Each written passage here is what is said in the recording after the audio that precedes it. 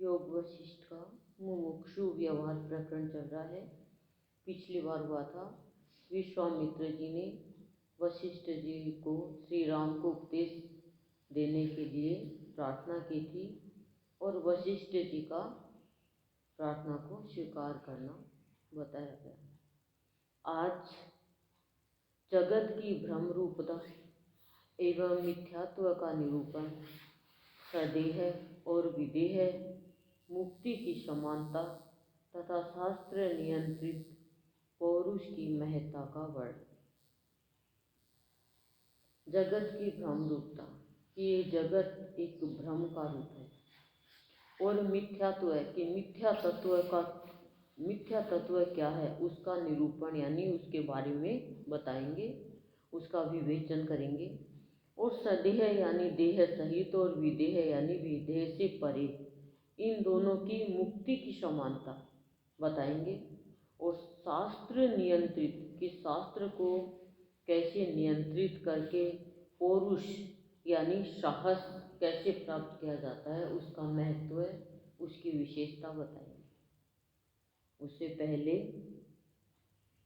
हम भी प्रार्थना करें हमारे इष्ट से कि हे देवाधिदेव, देवों में देव, हमारे गुरुदेव, मुमुक्षु व्यवहार प्रकरण चल रहा है तो हम आपके बच्चे आपकी शरण में रहते हुए आपके चरणों में निवेदन करते हैं कि हम मनुष्य भी इस जगत में मुमुक्षु व्यवहार यानी मोक्ष प्राप्ति का व्यवहार करें, बंधन में बंधने का व्यवहार नहीं करें। ऐसा व्यवहार करें कि हम भ्रम से, दुख से, चिंता से, परेशानियों से, सभी कर्मों से मुक्त हो जाएं, बंधन हमारे सारे हट जाए और इस देह में हम आपके ही दर्शन करें। इस देह के अंदर जितने भी विकार हैं उन सब से हम मुक्त हो जाएं। ऐसा व्यवहार करें, ऐसा भाव रखें, ऐसी भक्ति करें। हे देवाधिदेव, आपके चरणों में ये निवेदन है कि वेदना से, यातना से, गर्भ की यातना से, गर्भ की वेदना से हम मुक्त हो जाएं, मोक्ष प्राप्ति हो जाए हमें। ऐसा व्यवहार करें, ऐसी भक्ति करें, ऐसा ही सभी के साथ हम जीवन यापन करें और सभी को ये मुमुक्षु व्यवहार प्रकरण के विषय में हम अपने मुख से व्यक्त करके बताएं, जो हम सुने वो बांटें। हे आदिदेव, प्रार्थना स्वीकार करें और आशीर्वाद दें। श्री वशिष्ठ जी ने कहा, पूर्व काल में सृष्टि के प्रारंभ के समय भगवान ब्रह्मा ने संसार रूपी भ्रम के निवारण के लिए जिस ज्ञान का उपदेश दिया था उसी का मैं यहाँ वर्णन करता हूँ। वशिष्ठ जी कह रहे हैं कि पूर्व काल में यानी पहले सृष्टि के प्रारंभ के समय, जिस समय सृष्टि का प्रारंभ हुआ उससे पहले का जो समय पूर्व काल था, उस समय भगवान ब्रह्मा ने संसार रूपी भ्रम के निवारण के लिए यानी उसे उस समस्या के मतलब कहते हैं ना इसका निवारण करो, उसके निवारण के लिए, उससे बाहर निकलने के लिए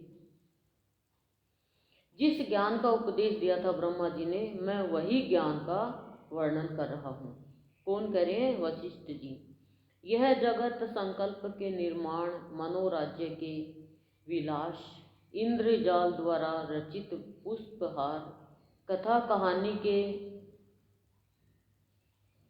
अर्थ के प्रतिभास, वात रोग के कारण प्रतीत होने वाले भूकंप, बालक को डराने के लिए कल्पित पिशाच, निर्मल आकाश में कल्पित मोतियों के ढेर, नाव के चलने से तथा प्रतीत होने वाली वृक्षों की गति, स्वप्न में देखे गए नगर, अन्यत्र देखे गए फूलों के स्मरण से, आकाश में कल्पित हुए पुष्प की भांति ब्रह्म द्वारा निर्मित हुआ है। कि ये संसार कैसे निर्मित हुआ, किसके लिए निर्मित हुआ और ये क्या है, उसका पूरा विवेचन दे दिया है कि यह जगत संकल्प के निर्माण, मनोराज्य के विलास, कि मन का जो राज्य है उसमें तो विलास, और संकल्प के लिए, जैसे हम संकल्प यानी दृढ़ निश्चय करना, संकल्प करना कोई काम के लिए, उसके निर्माण के लिए जगत का क्यों निर्माण किया कि प्राणी इस संसार में आकर, जगत में आकर संकल्प का निर्माण करें, अच्छे काम के संकल्प का, और मनोराज्य के विलास, मन का जो राज्य है वहाँ विलास यानी सुख। इंद्रजाल द्वारा रचित पुष्पहार, कि इंद्रजाल क्या है, ये माया का जाल है, ये रचित पुष्पहार की ये संसार एक पुष्पहार के बराबर है।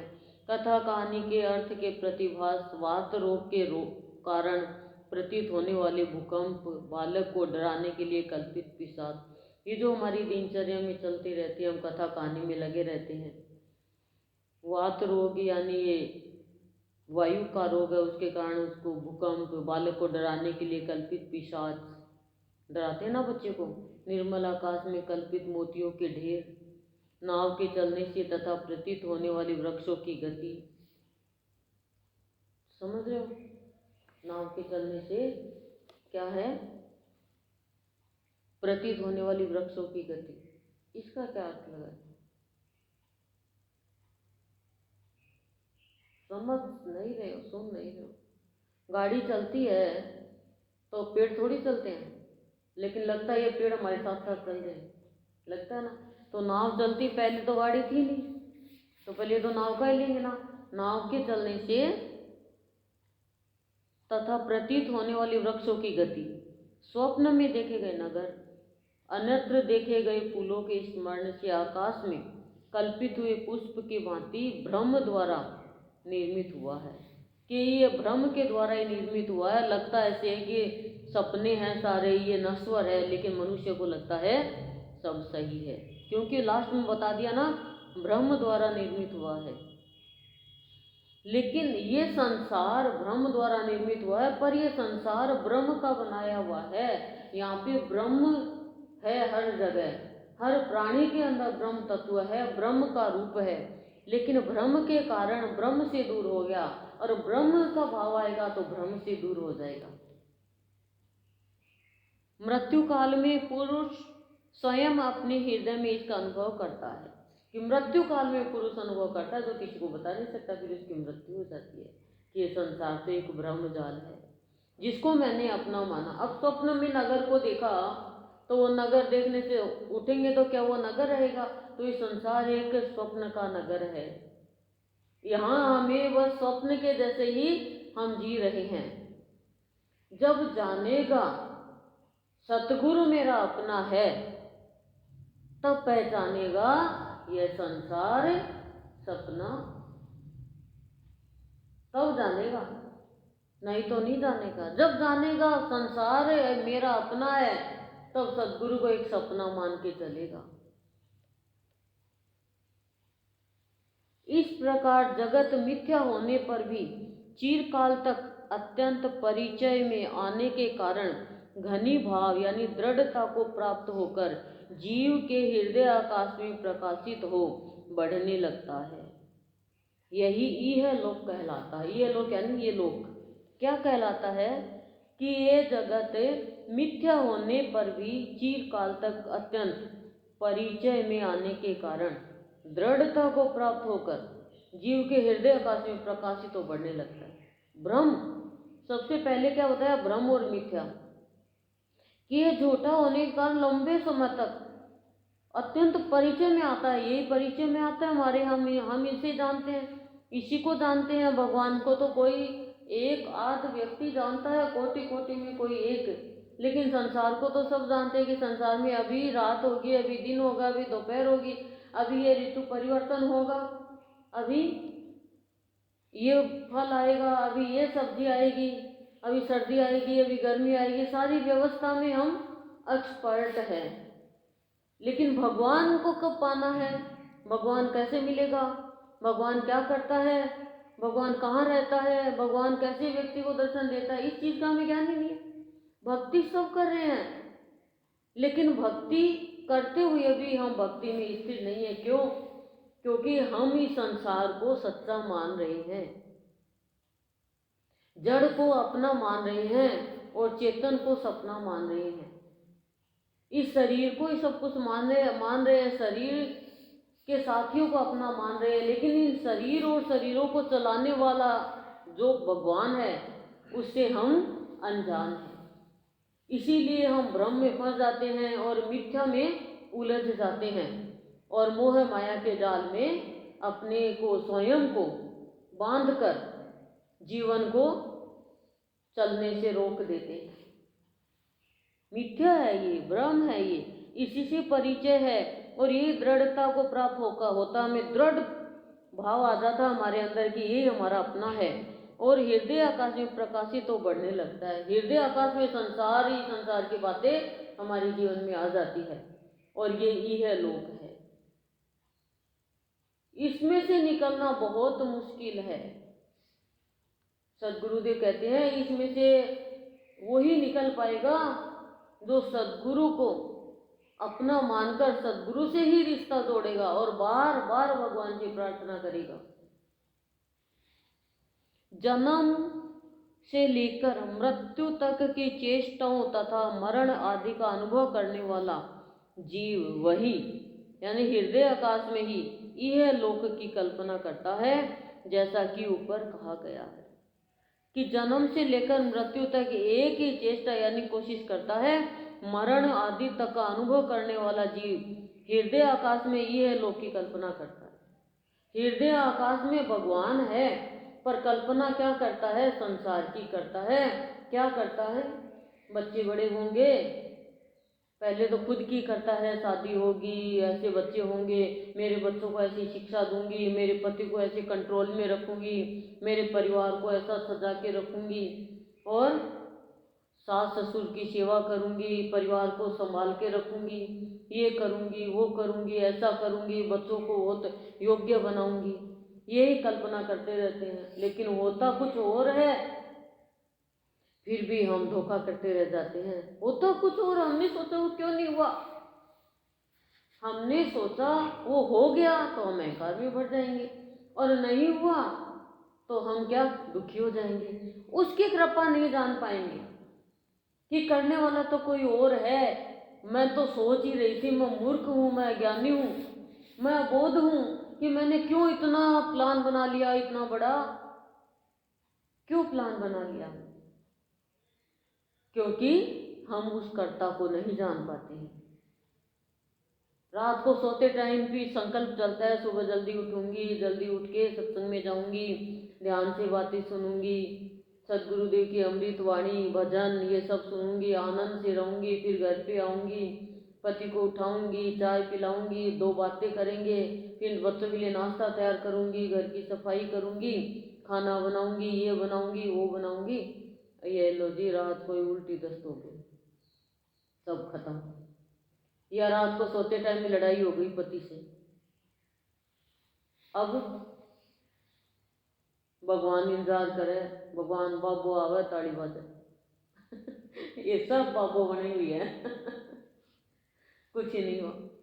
और यही भगवान को कहना, भगवान देखो ऐसा करना, मेरी बहुत इच्छा, हार्दिक इच्छा है, आप चाहोगे तो ही मैं आ पाऊंगी, आप चाहोगे तो ही मैं ये कर पाऊंगी, तो वो काम 100% आपका सही होगा और आप आओगे, आनंद भी लोगे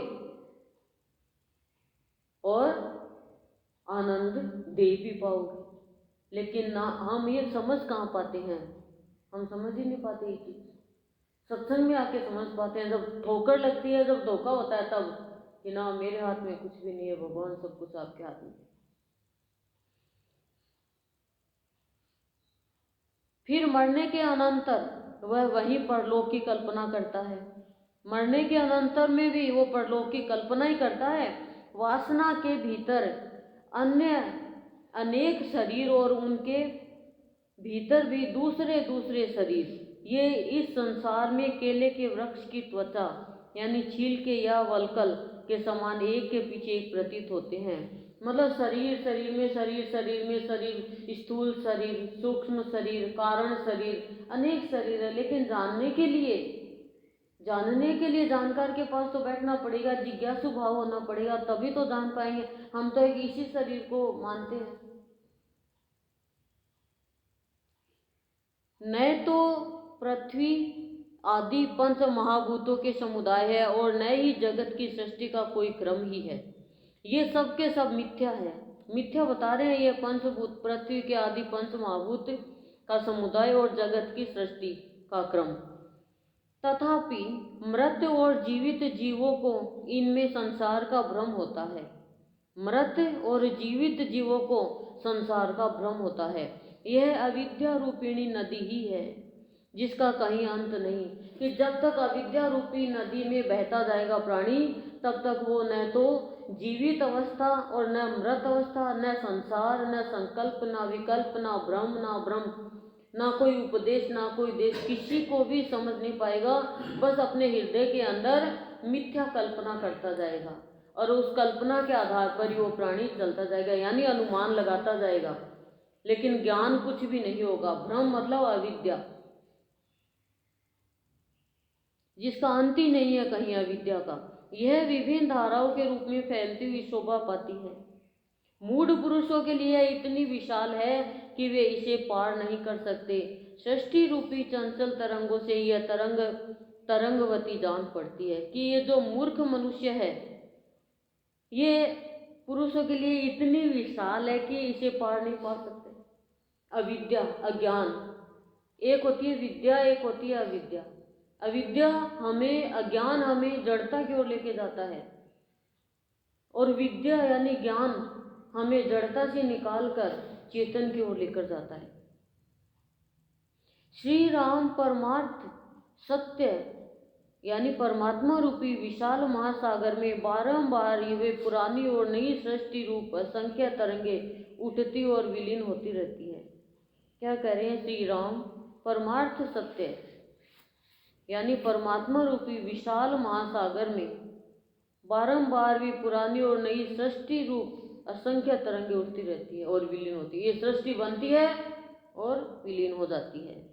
इस समय ब्रह्म कल्प का अव्यवभूत 72वां त्रेता युग चल रहा है। त्रेता युग का बता रहा है कि कौन सा हिस्सा चल रहा है। यह पहले भी अनेक बार हो चुका है और आगे भी होता रहेगा, क्योंकि सृष्टि तो बारंबार चलती रहेगी। सतयुग, त्रेता, द्वापर, कलयुग, फिर सतयुग, त्रेता, द्वापर, कलयुग। यह वही पहले वाला त्रेता युग है और उससे विलक्षण भी। कह रहे हैं ये पहले वाला, इससे पहले भी त्रेता युग हो गया, मतलब दोबारा सृष्टि शुरू हो गई। तो कह रहे पहले वाला त्रेता युग है और उससे विलक्षण भी है। यह वही पहले वाला त्रेता युग और उससे विलक्षण यानी अलग है। ये जितने लोक है वे भी पूर्ववत हुए हैं और उनकी अपेक्षा नवीन भी है। कि जितने भी लोक है वो पहले के जैसे ही है, पर उनकी अपेक्षा नए है ये। इसी प्रकार तुम श्री राम भी अनेक बार त्रेता युग में अवतार ले चुके हो और भविष्य में भी लोगे। तभी कहते हैं अनेक राम है, अनेक राम। राम ने भी त्रेता में जन्म लिया, अनेक राम ने, और लेते भी रहोगे। जब जब त्रेता युग आएगा राम का अवतार होगा।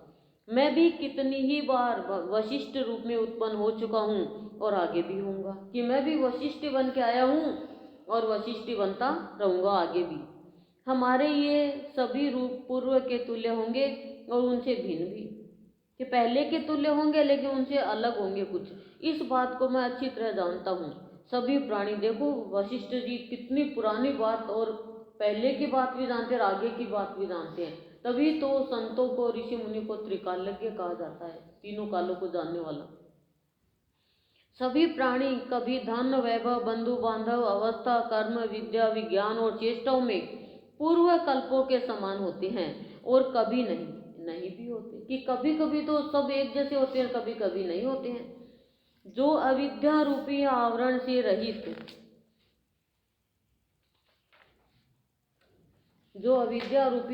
रहित है, जिसका अंतःकरण एकाग्र हो चुका है। अविद्या रूपी आवरण से रहित यानी अविद्या रूपी आवरण नहीं है, ढका हुआ नहीं, अंतःकरण एकाग्र है, जिसके सभी संकल्प विकल्प शांत हो चुके हैं, ना तो संकल्प आता न विकल्प आता, एकदम शांत है। तथा जो स्वरूप भूत सार तत्व है यानी सच्चिदानंद घनमय हो गया है, वह विद्वान पुरुष परम शांति रूपी अमृत से तृप्त रहता है। कि वो परम पुरुष है, वो पवित्र पुरुष है, और वो किससे तृप्त रहता है? अमृत, शांति रूपी अमृत से। कौन? जिसके ऊपर आवरण नहीं है, और जो अंतःकरण जिसका एकाग्र है, इधर उधर भटकता चंचल नहीं है, और जिसके संकल्प विकल्प खत्म हो चुके हैं, और जो स्वरूप भूत सार तत्व क्या सच्चिदानंद घन रूप में हो गया है, मनुष्य है लेकिन सच्चिदानंदमय हो गया है, वह विद्वान पुरुष है, और वह परम शांति रूपी अमृत को प्राप्त करके तृप्त रहता है। सौम्य राम यानी शीतल राम, समुद्र की जल राशि शांत हो या उताल तरंगों से युक्त, दोनों दशाओं में उसकी जल रूपता समान ही रहती है, उसमें किसी प्रकार का अंतर नहीं है। उसी तरह देह के रहते हुए और उसके न रहने पर भी मुक्त महात्मा मुनि की स्थिति एक सी रहती है, उसमें कोई भेद नहीं हो कि जल पे कोई फर्क नहीं पड़ता, तरंगे उठती है बैठती है। उसी तरह से जो महात्मा है उसको जन्म और मृत्यु से कोई भेद नहीं होता, वो समान रहते हैं, शांत रहते हैं। उनकी मन की स्थिति उसमें कोई भेद नहीं रहता। सदेह मुक्ति हो या विदेह मुक्ति, उसका विषयों से कोई संबंध नहीं है। मतलब देह से ऊपर उठे होते हैं, वो तो आत्मा में लीन होते हैं, ब्रह्म में लीन होते हैं। जिसने सत्य मानकर भोगों का आस्वादन ही नहीं किया, उस पुरुष में भोगों की अनुभूति कहाँ से होगी? भोगों का स्वाद ही नहीं चखा जिस पुरुष ने, तो कह रहे हैं उसमें भोगों की अनुभूति कहाँ से? भोगों को अनुभव ही नहीं किया तो अनुभूति भी नहीं होगी भोगों की, यानी दुख और सुख की। भोग का मतलब यहाँ पे क्या है? दुख और सुख है। जीवन मुक्त और विदेह मुक्त दोनों ही प्रकार के महात्मा बोध स्वरूप है, कि जो जीवन जीते जी मुक्त है और विदेह मुक्त है, देह से भी मुक्त है, वो महात्मा क्या है? बोध स्वरूप है, उनको ज्ञान हो गया है, अबोध नहीं है वो। उनमें क्या भेद है? इन दोनों में भेद कराने वाला है अज्ञान। उसके नष्ट हो जाने पर जब केवल ज्ञान ही अवशिष्ट रह जाता है, तब उन दोनों में भेद कौन हो सकता है? जैसे समुद्र की तरंगावस्था में जो जल है, वही उसकी प्रशांत अवस्था में भी है, उसमें कोई अंतर नहीं है। सदेह और विदेह मुक्त में थोड़ा सा भी भेद नहीं है। पवन सस्पंदन यानी वेगवान हो या निष्पंदन यानी शांत अथवा वेगहीन हो, दोनों ही दशा में वह वायु ही है। कि पवन चाहे वेगवान हो और चाहे शांत हो, दोनों अवस्था में रहेगी तो वो वायु ही। सागर है, वो सागर ही रहेगा, चाहे उसमें तरंगे उठो और चाहे तरंगे बैठो।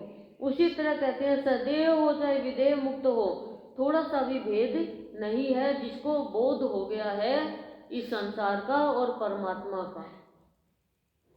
अतः अब मैं जिसका प्रकरण चल रहा है उस उत्तम ज्ञान का ही उपदेश कर रहा हूँ। तुम इसका निरूपण सुनो, कि तुम उनका विवेचन सुनो जो प्रकरण चल रहा है। प्रकरण क्या है? ब्रह्म मिथ्या और सदेह विदेह और शास्त्र नियंत्रित पुरुष की महत्ता। यह ज्ञान कानों का आभूषण है और अज्ञान रूपी अंधकार का नाश करने वाला है। कि ये जो मैं ज्ञान बताऊंगा ये कानों का तो आभूषण है और अज्ञान रूपी अंधकार का नाश करने वाला है। ध्यान से सुनना। देखिए क्या बता रहे हैं रघुनंदन, इस संसार में सदा अच्छी तरह पुरुषार्थ यानी प्रयत्न करने से सबको सब कुछ मिल जाता है। फर्स्ट पॉइंट ही लाजवाब। कोई कहता खाना कैसा बना? गजब। कैसी लग रही हूं? गजब। मेकअप अच्छा है? गजब। ऐसे ही सत्संग के लिए गए, सत्संग कैसा? गजब। योग वशिष्ठ का भाव कैसा? गजब। इतना स्वादिष्ट। तुम्हारा भगवान कैसा है? गजब। अरे बताओ तो सही, आके देखो, अनुभव करो, कभी तो बताओ। गजब। गज्जक खाना जानती हो? गजब का नहीं बना सकते। जो भगवान को कहे वाह प्रभु बड़े गजब के आप, तो आप भी गजब के बन जाओ। मेरा जीवन कैसा है? गजब। कहो, शान से कहो गजब का जीवन है मेरा। छोटे मोटे दुख चिंता में क्या रोते फिरते हो?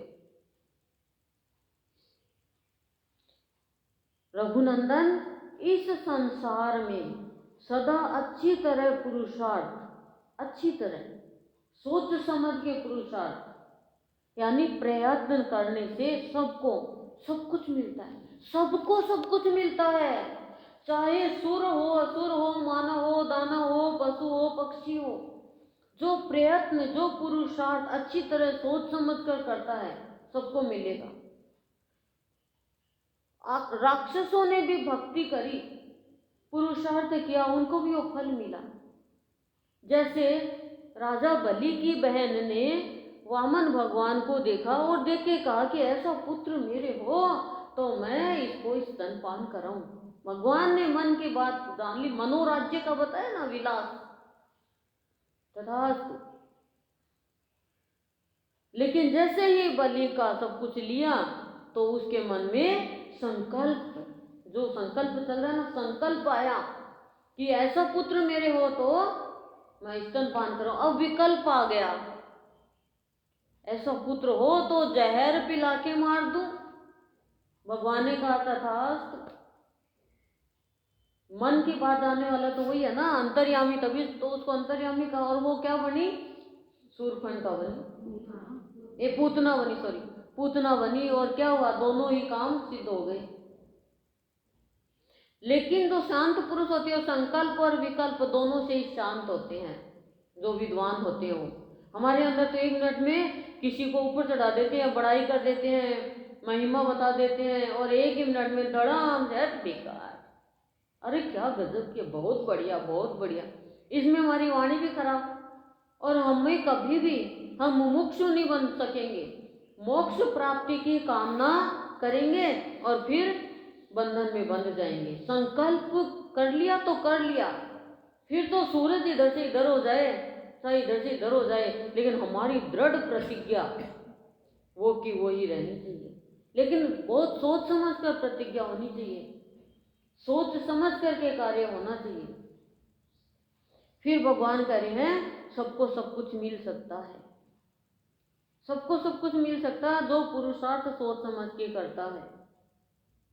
जहाँ कहीं भी किसी को भी असफल देखा जाता है वहाँ उसके सम्यक प्रयत्न का अभाव ही कारण है।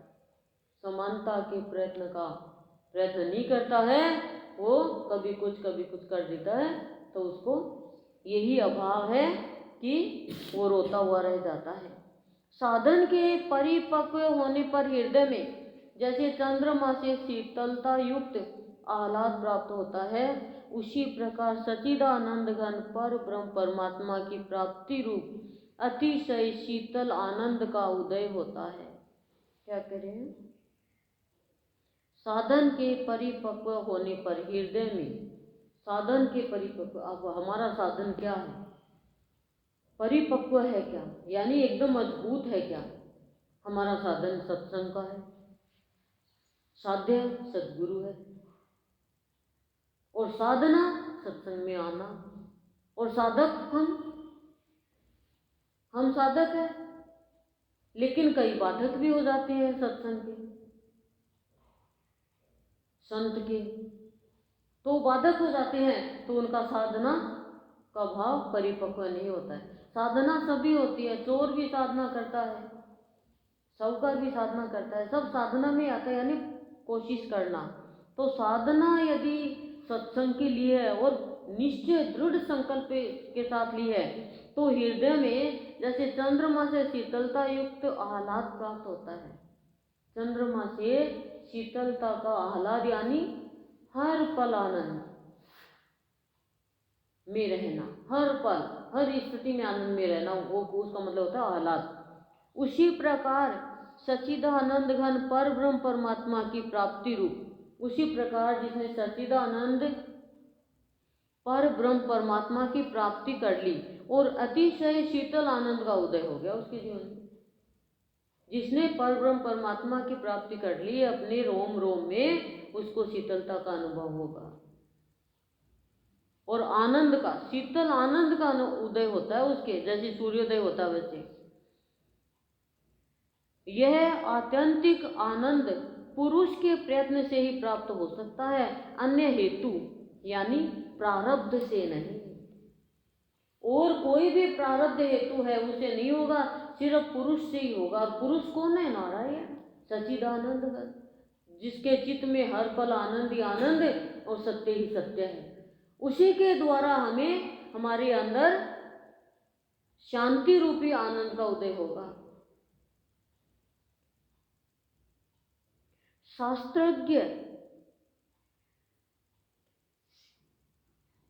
इसलिए पुरुष को प्रयत्न पर ही निर्भर रहना चाहिए। शास्त्रज्ञ सत्पुरुषों के बताए हुए मार्ग से चलकर अपने कल्याण के लिए जो मानसिक, वाचिक और कायिक चेष्टा की जाती है वही पुरुषार्थ है और वही सफल चेष्टा है, वही प्रयत्न है, वही चेष्टा है। क्या? शास्त्रज्ञ सत्पुरुषों के कि शास्त्रों में सत्य के रास्ते पर चलने वाले पुरुषों ने जो रास्ता बताया है उस पर चलकर अपने कल्याण के लिए जो मानसिक यानी मन, वाचिक यानी वाणी और कायिक यानी काया की चेष्टा की जाती है वही पुरुषार्थ है। मन, वचन और काया के लिए जो चेष्टा की जाती है, लेकिन शास्त्रों में जो संत पुरुषों ने बताया है, सत्पुरुषों ने बताया, उनके अनुसार चलना कि वाणी कैसी बोलनी चाहिए, मन से कैसे संकल्प करना चाहिए और शरीर के क्या कार्य है, उनके अनुसार जो चलेगा वो पुरुषार्थ ही के रास्ते पर ही चलेगा। किसी और के बताए अनुसार चलने से हमें सत्य से असत्य की ओर ले जाएंगे, घृणा के रास्ते पर भी ले जाएंगे, भ्रम के रास्ते पे ले जाएंगे, वो ब्रह्म के रास्ते पे नहीं ले जा पाएंगे। उससे भिन्न जो शास्त्र विपरीत मन माना आचरण है वह पागलों की सी चेष्टा है। कि इनके भिन्न यदि मन माना आचरण कर लिया किसी ने, आज सुबह बताया था ना, क्या बताया था? मन मर्जी छोड़ दे बंदे, नहीं तो सिर धुन धुन पछताएगा। भगवान को पाने आया ठेला भी हाथ न आएगा कुछ भी हाथ नहीं आएगा, रोता हुआ रह जाएगा। जो एक्सरसाइज कराते हैं वो कहते हैं हाथ ऊपर करो, पैर ऊपर करो, पैरों से इस पैर से इस हाथ को पकड़ो, इस हाथ से इस पैर को पकड़ो, गर्दन घुमाओ, हाथ घुमाओ, पेट के बल ऐसे घुटनों में लगाओ, सिर को, कितना करते हैं। तो ऐसे भक्ति में है, मन को सत्य की ओर लगाओ, बुद्धि है वो परमात्मा के चरणों में चढ़ाओ। लेकिन कैसे चढ़ाएं? पैरों के लगा लेंगे। ये डॉक्टर भी है, फिजियोथेरेपिस्ट भी है, आयुर्वेदिक भी है, होम्योपैथिक भी है, एलोपैथिक भी है, सारे इलाज कराता है, लेकिन अंदर की संरचना का जो रचनकार है वही इसका इलाज कर सकता है, नहीं तो बहुत मुश्किल है। यहाँ हम मशीनों के बल पे इलाज करवाते हैं। एक बहन ने बताया ना कि उसके परिवार का कोई चेस्ट की एक्सरे करवा के आया और डॉक्टर ने कह दिया इतना बड़ा होल है चेस्ट में, और हालत खराब, इतनी दवाई दे दी कि जयपुर जाना पड़ेगा इलाज करवाने के लिए। वो तो बेचारा एकदम टसकने लग गया, पत्नी परेशान हो गई, बच्चे परेशान हो गए।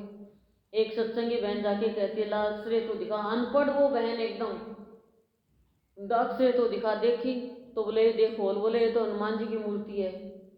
हनुमान जी की मूर्ति पहन रखी थी और वो बीमारी, मन से बीमार हो गया और मन से ठीक हो गया, फिर अरे हाँ ये तो मूर्ति निकाली नहीं। तो ऐसे गुरुदेव क्या करे हैं, अंदर में किचड़ा भरा हुआ है तो दूसरे में भी किचड़ा ही दिखेगा ना। दूसरा तो अच्छा है पर खुद के अंदर में जो भरा हुआ वो दिखाएगा, देख देख देख ऐसी बोली ना, ये अच्छी बात क्यों, देख ताना मारी है, देख गलत बोल रही है अच्छे के लिए है, लेकिन उसको वो गलत लगेगा। जैसे कहते हैं तुझे दिखाई नहीं दे रहा तो इधर बैठ जा, इधर बैठ जा, देख तेरे को ही क्यों उठाया, उस दिन मेरे को नहीं उठाया, उसको नहीं उठाया। ये क्या है? अंदर किचड़ा है। कई बार चांस बैठ जाता है, कई बार चांस नहीं बैठता, चालू हो जाता है तो कुछ शब्द नहीं बोल पाते। ये सब नकारात्मकता है, ये सब अंदर में खोल है जिसमें गंदगी भरी हुई है। और लोगों को हम दिखाते हैं, हम ही डॉक्टर बन जाते हैं। अंदर की संरचना बहुत सुंदर, बहुत प्यारी, बहुत विशाल और शांतिमय, सौम्यमय है, पर हम अंदर से ही विचलित हो जाते हैं। इसका कारण क्या है? मानसिक, वाचिक और कायिक, ये तीनों कर्म जो पुरुषार्थ करने के लिए आए हैं, इन तीनों से पुरुषार्थ नहीं हो रहा है, इन तीनों से स्वार्थ का कार्य हो रहा है। स्वार्थ के वशीभूत होके, संग के वशीभूत होकर और प्रारब्ध के वशीभूत होकर पुरुषार्थ नहीं कर पाते हैं। यदि हम सद्गुरु के वशीभूत हो जाए, सत्संग के वशीभूत हो जाए, संतों के वशीभूत हो जाए, भक्तों के वशीभूत हो जाए, तो पुरुषार्थ हमसे स्वतः होने लग जाएगा। अच्छे प्रयत्न, अच्छी चेष्टा होगी। कोई आपको ये कहेगा कि तू इतनी दुखी हो रही है मन से, तू बोल नहीं सकती, तू इतनी कमजोर क्यों है? तेरे को पढ़ाया, तेरे को लिखाया, तेरे को समझाया, तू जवाब नहीं दे सकती? कोई जरूरी है क्या ये काम करना? लेकिन कोई सत्संगी वो क्या कहेगी? अच्छा काम कर, तेरा प्रारब्ध है वो टल गया, तेरे को तो पुरुषार्थ करना है, तेरे को तो धर्म के रास्ते पे चलना है, चाहे कितनी परेशानी आए, लेकिन तुझे धर्म से नहीं टिकना है। धर्म से डिग गया तो गुरु के चरणों में टिक ही नहीं सकता। टिकना तो चाहते हो, पर डिगने वाला टिकेगा नहीं और टिकने वाला डिगेगा नहीं। बोलो, 4 पहियों की गाड़ी होती है, 1 पहिया नहीं है, 3 है, तो कैसे चलेगी? नहीं चलेगी। और लगा हुआ भी है, वो पेंचर है, तो भी नहीं चलेगी। तो 4 पुरुषार्थ है, धर्म, अर्थ, काम और मोक्ष। मुमुक्षु प्रकरण है ना, धर्म के रास्ते पर चलने वाला, जीवन के अर्थ को जानने वाला और सत्कर्म करने वाला अंत में मोक्ष को प्राप्त होता है। अंत में मोक्ष को प्राप्त होता है। समझ गए? ये मुमुक्षु प्रकरण व्यवहार है। लेकिन धर्म का व्यवहार नहीं करते, अर्थ को जान नहीं पाते, खाली अर्थ के लिए मर मिटते हैं और काम करते हैं वासना का, स्वार्थ का, तो मोक्ष की प्राप्ति मुश्किल है। फिर मोक्ष की प्राप्ति नहीं होगी। इसलिए कहते हैं व्यवहार धर्म के रास्ते पर चल के व्यवहार करो, युधिष्ठिर के जैसे। जीवन के अर्थ को जानो, कृष्ण भगवान के जैसे, संतों के जैसे। काम करो संतों के जैसे, भक्तों के जैसे, तो ईश्वर में मिल जाओगे और सबसे मुक्त मुक्त मुक्त।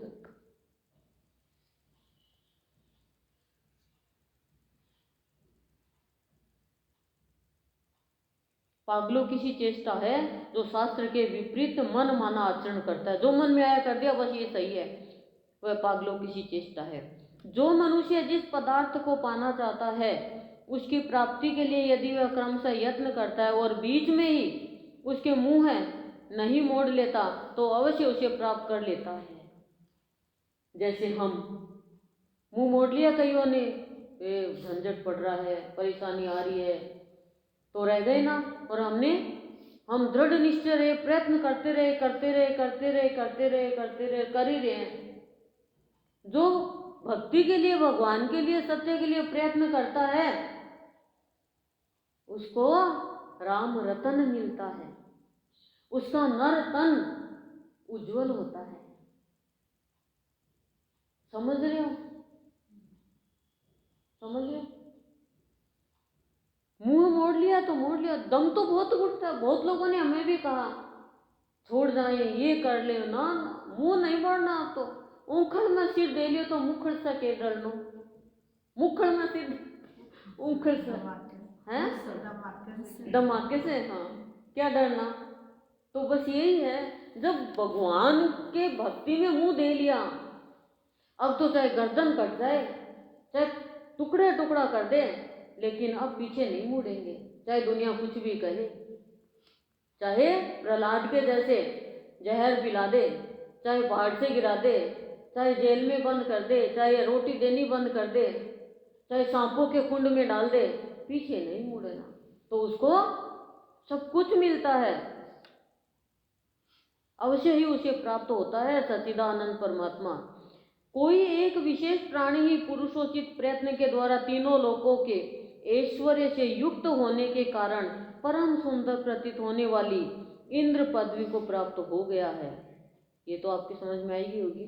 निरंतर यत्न में लगे रहकर सुदृढ़ अभ्यास में तत्पर हुए बुद्धिमान और साहसी पुरुष मेरु पर्वत को भी निगल जाने की शक्ति प्राप्त कर लेता है। कि मनुष्य में इतनी शक्ति होती है, मेरु पर्वत इतना ऊंचा पर्वत उसको भी निगल जाने की शक्ति है उसमें। किसमें? जो निरंतर यत्न में लगे रहकर सुदृढ़ अभ्यास के द्वारा, ये नहीं आज अभ्यास कर लिया कल छोड़ा, आनंद ही नहीं आया, वही तो वो चीज है ना। लगातार अभ्यास और चेष्टा करता रहता है, यत्न करता रहता है, निरंतर रुकता नहीं है। बुद्धिमान है वो और साहसी है, और वो ही मतलब बड़ी से बड़ी कठिनाइयों को भी पार कर जाता है, वो डरता नहीं है। श्रुति स्मृति आदि शास्त्र से नियंत्रित पुरुषार्थ के संपादन में तत्पर जो पुरुष का पौरुष यानी उद्योग है, वही मनोवांछित फल की सिद्धि का कारण होता है। कि श्रुति स्मृति जो शास्त्र है उनको नियंत्रित यानी कंट्रोल करने वाला पुरुषार्थ के संपादन में, जो पुरुषार्थ के संपादन में यानी आगे बढ़ाने में, पूरा करने में तत्पर हर पल तैयार रहने वाला जो पुरुष है, और वो वही पौरुष यानी वही कार्य करता है, वही मनवांछित फल की सिद्धि का कारण बनता है। वही मनवांछित सिद्धि सबको देता है, वही दे सकता है, बाकी कोई नहीं दे सकता। शास्त्र के विपरीत किया हुआ प्रयत्न अनर्थ की प्राप्ति कराने वाला होता है। तो शास्त्र के विपरीत जो कार्य करता है वो अनर्थ की प्राप्ति को होता है प्राप्ति, और उसको अनर्थ ही मिलता है, और दूसरों को भी वो अनर्थ की प्राप्ति करवाता है। तो हमारे शास्त्र जितने भी है उनके विरुद्ध हमें नहीं जाना चाहिए। और हमारा विशेष शास्त्र तो संत मणि, गुरुदेव का साहित्य और गुरुदेव की संत मणि के प्रवचन है। उनमें सभी योग वशिष्ठ का, भागवत का, महाभारत का, श्रुति का, स्मृति का और पुराण का, वेदों का, सबका सार है। यदि आप ध्यान से सुनो, ध्यान से पढ़ो तो सब कुछ है। गुरुदेव ने पूरा सारा सार लिखा है कि गुरुदेव को पता है कि मनुष्य एक जन्म में तो इतने शास्त्रों का अध्ययन कर नहीं सकेगा। और ये योग वशिष्ठ है, इसमें देखो सबका सार है। रामायण का आ रहा है, भागवत का आ जाएगा, इसमें गीता जी का आ जाएगा, इसमें सबका आ जाएगा। आप देखना इसमें सबका सार आ जाएगा, सबके सब शास्त्र आ जाएंगे इसमें योग वशिष्ठ में। अभी तो रामायण का चल रहा है। सारे आपको सुनने, कान आपके ज्ञान है ना, ये कानों के आभूषण गहने बताए हैं, ये कान आपके आभूषण से सज जाएंगे। और सभी महात्माओं के नाम, सभी ऋषि मुनियों के नाम हमारे अंतर मन में जा रहे हैं। नहीं तो हम क्यों इन ऋषि मुनियों के नाम तक जाते हैं। लेकिन गुरु जब निराला मिल जाता है, गुरु जब प्यारा मिल जाता है, ज्ञानी जब महाज्ञानी मिल जाता है, तो अपने शिष्य को, अपने बच्चों को अज्ञानी रहने नहीं देता है। बस देता है, ज्ञात से है, वो ज्ञात से देता है, लेकिन पहचान नहीं पाता है बच्चा। अब ज्ञात में बच्चे को दे दिए रुपए, लेकिन बच्चे को तो अबोध है, अज्ञानी है तो वैल्यू नहीं है। जिस दिन वैल्यू होगी उस दिन उसको कहेंगे तेरे अकाउंट में इतने रुपए हैं। और जब वो उड़ाने लग जाएगा तब तो उसके साइन से नहीं निकलेंगे, वो हमारे खुद के साइन से निकलेंगे। तो ऐसे ही हमारे पास है तो सही, लेकिन हम उस ज्ञान को अपने बाहर बांट नहीं पा रहे। क्यों? क्योंकि हमें उस अभी नॉलेज नहीं, हम किसी को भी दे देंगे और वो ज्ञान को उड़ा देगा, अभिमान आ जाएगा।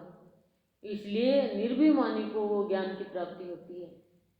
लेकिन यत्न करते रहो, प्रयत्न करते रहो, निरंतर सुदृढ़ क्या रखनी है, अभ्यास करते रहो और हर पल तत्पर रहो।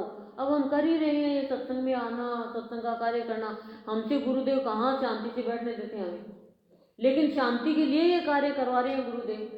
कभी कुछ कभी कुछ कभी कुछ क्यों करवा रही है आध्यात्मिक कार्यक्रम कि भौतिकता से तो छूट जाए पीछा, जड़ता से छूट जाए पीछा, और चेतन और आध्यात्मिकता में मेरे बच्चे डूब जाए तो परम पुरुष को प्राप्त कर ले। ये जो हम कर्मकांड करते हैं, ये जो हम जड़ भक्ति करते हैं, इनसे हमें मुक्ति नहीं मिलेगी, इनसे हमें पुरुषार्थ नहीं मिलेगा। वो परम पुरुष की कृपा से ही उसका आचरण है, वैसा आचरण हमारा बन जाएगा, तभी हमें उस पुरुष पुरातन की, सत्य सनातन की, सच्चिदानंद घन की प्राप्ति होगी।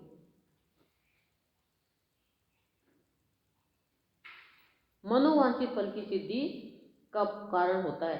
शास्त्र के विपरीत किया हुआ प्रयत्न अनर्थ की प्राप्ति कराने वाला होता है। कोई पुरुष जब शास्त्रीय प्रयत्न को शिथिल कर देता है तब स्वयं दरिद्रता, रोग और बंधन आदि अपनी दुर्दशा के कारण वह ऐसी अवस्था में पहुंच जाता है जहां उसके लिए पानी की एक बूंद भी बहुत समझी जाती है, यानी दुर्लभ हो जाती है। क्या क्या बोले हैं कि कोई भी पुरुष जब शास्त्रीय प्रयत्न को शिथिल कर देता है, कि शास्त्र के अनुसार कोई भी प्रयत्न नहीं करता है, मनमानी करता है, तो वह मनुष्य गरीब हो जाता है, रोगी हो जाता है और बंधन आदि में बंध जाता है, और अपनी दुर्दशा के कारण वह ऐसी अवस्था में पहुंच जाता है जहां उसके लिए पानी की एक बूंद भी मिलना मुश्किल हो जाता है, कुछ नहीं मिलता उसको। तो शास्त्र के विरुद्ध कभी नहीं चलना चाहिए, यानी धर्म के रास्ते पे चलना चाहिए हमेशा। परंतु किसी को शास्त्रानुसार आचरण के प्रभाव से ऐसी उत्तम अवस्था प्राप्त होती है जहां समुद्र, पर्वत, नगर और द्वीपों से व्याप्त विशाल भूमंडल का साम्राज्य भी अधिक नहीं समझा जाता, वह अनायासी सुलभ हो जाता है, यानी उसे सब कुछ मिल जाता है जो शास्त्र के अनुसार अपना आचरण करता है।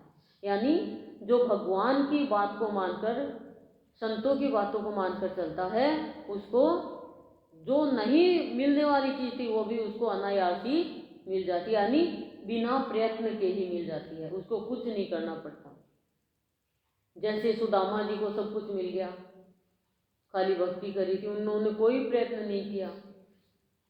उनकी पत्नी को चीर यौवना का वरदान मिल गया कि सदा जवान रहोगी, सुंदर होगी। तो क्यों मिल गया? क्योंकि वो धर्म के रास्ते पर चले, वो हर पल प्रयत्न करते रहे, पुरुषार्थ करते रहे, दृढ़ता से सुदृढ़, और वो